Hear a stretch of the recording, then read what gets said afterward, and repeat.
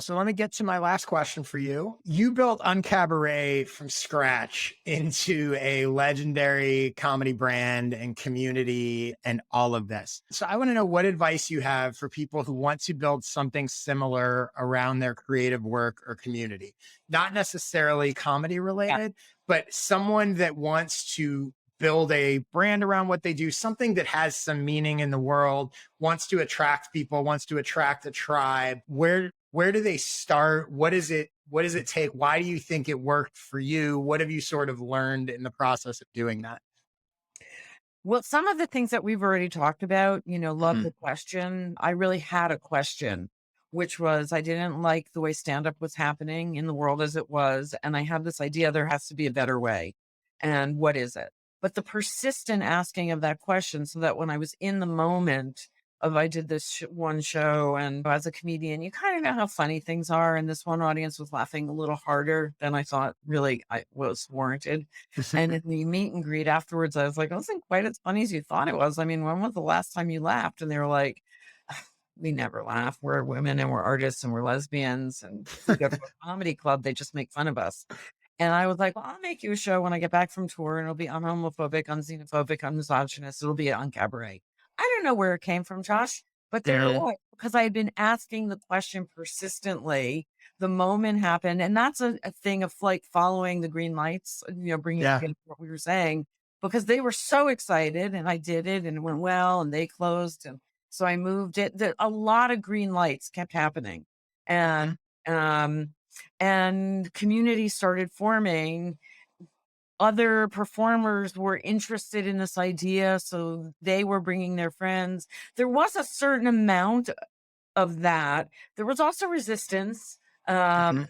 who does she think she is? And why does she get to say? And, "Well, that's impossible. You can't do comedy like that." I mean, I definitely heard all that. But Yeah. at the same time, I tried to, turn a little bit of a blind eye to that and just really look at there's energy, there are people coming, but persistence is the other thing. So to say with the idea, when you get a light bulb, don't turn it off. I would give Mhm. advice. If you have like a light bulb moment, stick with it a bit, at least, because it didn't like become this amazing thing immediately. They lost their funding. I moved it. That went well. They had to move. Finally, when we landed at Luna Park, it was still hard to get people to come, even though comedians wanted to do it. The audience was Mhm. there. And I would invite even my own friends, and they go, stand up. I don't really like stand up. Yeah, sure. Cause it sucks in comedy. Right. Like this is different. It's different. But then slowly people started coming, and then there was a good press release. Then we got this giant piece of press. It partly has to do with continuing to weigh. Like, am I being too patient? We're not patient enough. Is there energy, but it's not quite manifested? Is there no energy? So I would say community, love the questions, look for connection or people in the community. Are you able to draw people to it without pushing too hard? But are you also willing to work hard and roll up your sleeves on it? I'd say give yourself deadlines to make sure you're persistently putting it out. I mean, that has really changed my life was that we did it every week Mhm. for just decades. I did a show every Sunday. I mean, I took 2 Sundays off a year. Now we're doing 1 monthly show and 1 Zoom show. And, I'm gonna say this also, listen, listen. This is something we've talked about throughout this conversation. Listen to what people are asking you, listen to what the audience is saying. Listen, I mean, Uncabaret was built in my listening really because I listened to the other performers doing material and I started asking them questions that changed the format. I listened to the audience because they were bringing their friends coming back next week. I was like, "Ooh, we really do need new material every." That became important. So listening is so important to building a community or a brand because what is a brand? It's all a conversation, Josh. The Mhm. whole thing is a conversation. And if that I could leave people with that, it's who are you talking to? If you want to elevate your work, elevate the conversations in your life. Talk to the invisible, talk to a higher people to talk to if the people in your life. And if people are bringing you down in conversation and ruining your energy, be really clear. You are the person who has to respect your environment and elevate it. So I would say that. How did you, one of the things that I think is really interesting and I think applicable to lots of people with all sorts of stuff, especially people that are trying to kind of do something different. So one of the things that I think is interesting in the early days for you is you're putting on a stand-up show, but it's not like what people think stand-up shows are, right? So like you mentioned that you get people that are like, I'm not really into stand-up, and you're trying to go, but no, but this isn't that stand-up, right? So I'm curious, how do you sort of redefine or communicate to people, especially maybe before the, obviously, ideally they come see it and they go, oh, this is different. But in the very beginning, you have to sort of go, I'm putting on a stand-up show, but it's not like a stand-up show. And Yeah. so I think for other people, it's like, I'm writing a blog, but it's not really like a blog. I have a YouTube channel, but it's not really like a YouTube channel. Yeah. I have a newsletter, but it's not really like a newsletter. How do you help define a thing that is actually different from people's expectations of what that thing is? I think somehow in the name, somehow in all your branding materials seem different. The way you talk about it. I remember our first little motto was good entertainment for a nasty world. Mm-hmm. Context is everything. We took it out of the comedy clubs and put it into a nightclub where there was music and it was in the middle of West Hollywood. Yep. Context is really important. So if you can recontextualize it, that might mean making it look different on YouTube.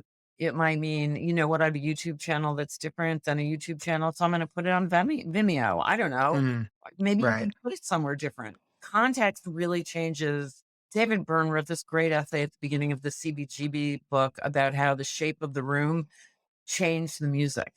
And, Interesting. that's a big thing to think about.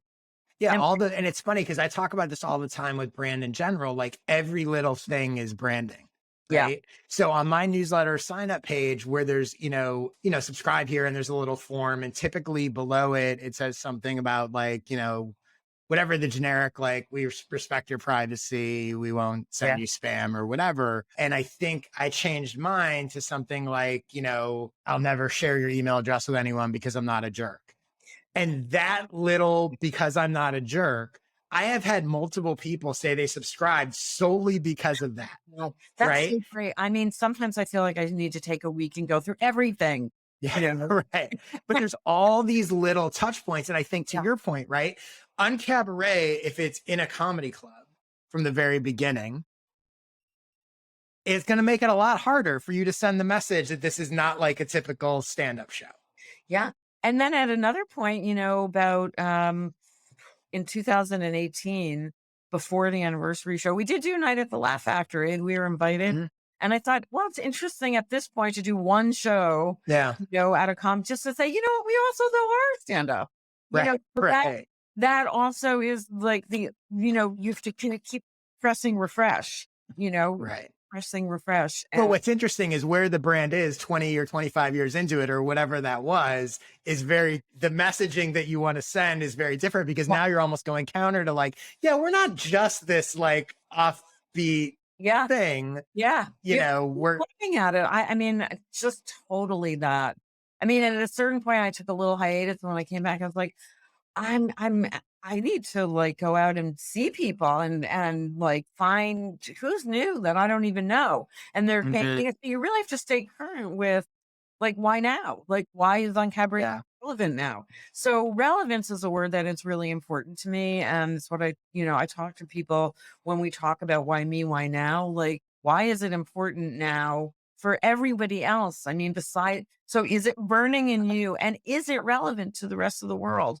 That's the sweet spot, if you can ever find that, like never let go. Yeah, exactly. And it's a moving target. So once you find it, don't think you're done because you're going to have to re-find it. Well, Beth, Can I just say, I feel like branding wise, UnCabaret was the greatest title because it said so much, but also an albatross because it was so and I'm actually sort of a pretty positive person. And it seemed, right. well, sometimes, I'm so negative for a positive person. Yes. Medium. But, I feel like I fought against it, but that's okay to have a little friction also. Well, and also, like you said, I mean, and again, we could probably talk for another 3 hours about the comedy world, but like, the world is always shifting, right? So when you started out, alt comedy was not even really a thing. And then at a certain point, alt comedy is basically mainstream. Yeah. And so now what does it mean? what, Not even that. We're not that. We're just on cabaret. right. We just really are its own thing. And it's so gratifying to see that, new face. I mean, all these years later, new people are coming. For me, in a way, I want to say I am still looking for ways to innovate in it. I'm trying to figure out how to stream the live show. We did the Zoom shows 2 weeks after lockdown. We were on Zoom. Wow. And because innovation is part of the brand, it's been important for me to find ways. And I really want to be streaming the live shows now. And I'm trying to figure out how. So, and finding new people and new voices and stay fresh. But I also understand it occupies a different place in my own life than it did 25 years ago.